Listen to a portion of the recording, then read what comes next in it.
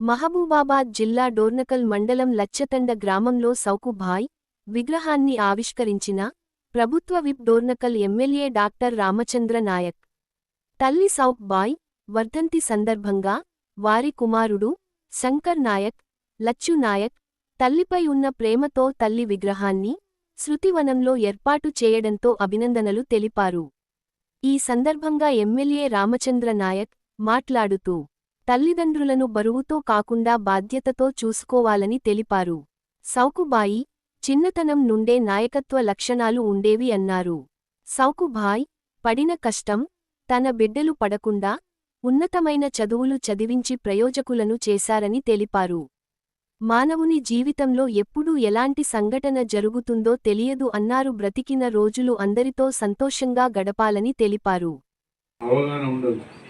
ఆ భగవంతుడు మనిషికి అన్ని తెలివితేటలు ఇచ్చి ఎవరి చావు ఎప్పుడనేది మాత్రం తెలియకుండా దాన్ని తెలుసుకునే మార్గం కూడా లేకుండానే మరి చేసింది.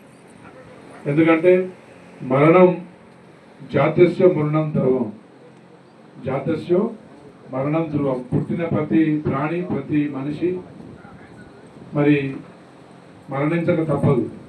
కానీ జీవన మరణాల మధ్య ఉన్న కాలాన్నే జీవితం అంటాం. ఆ జీవిత కాలంలో వారి బాధ్యతల్ని, వారికి భగవంతుడు ఇచ్చిన బాధ్యతలు కావచ్చు, కుటుంబం సభ్యుల్లో వారు చేసిన మంచి పనులు కావచ్చు, అది చిరకాలం మరి నిలిచిపోయేలాగా మిగులుతుందని చెప్పడానికే మరి సౌకుబాయ్ గారు నిదర్శనం. మరి సౌకుబాయ్ గారు నాకు తెలిసి పెద్దగా చదువుకున్న వ్యక్తి కాదు. ఆనాడు మరి చదువు లేని పరిస్థితులలో ముఖ్యంగా ఆడవారికి అసలు చదివించలేదు.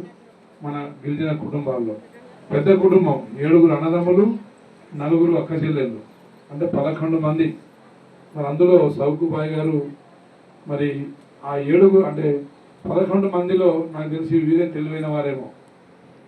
మరి సమాజ దృక్పథం, సమాజ బాధ్యతలు, సామాజిక చైతన్యం ఉన్న వ్యక్తి. నాకు తెలిసి వారి పుట్టుకతోనే అవి వాళ్ళ బంధువు మిత్రుల దగ్గర నేర్చుకున్న విద్యనే వారికి నెక్స్ట్ కుటుంబానికి కూడా కొంత బలమైందని భావిస్తా ఉన్నా.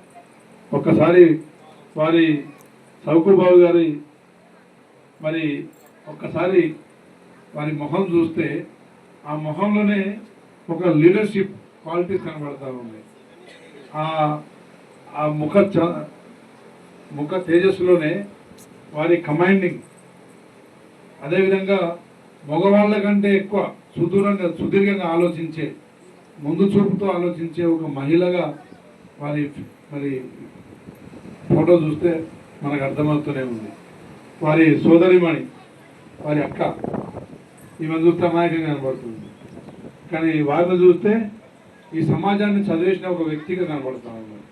కాబట్టి కొంతమందికి పుట్టుకతోనే కొన్ని లక్షణాలు, ఆ లక్షణాలతో పాటు కొన్ని మన శరీర ఆరోభావాలు కనబడుతూ ఉంటాయి.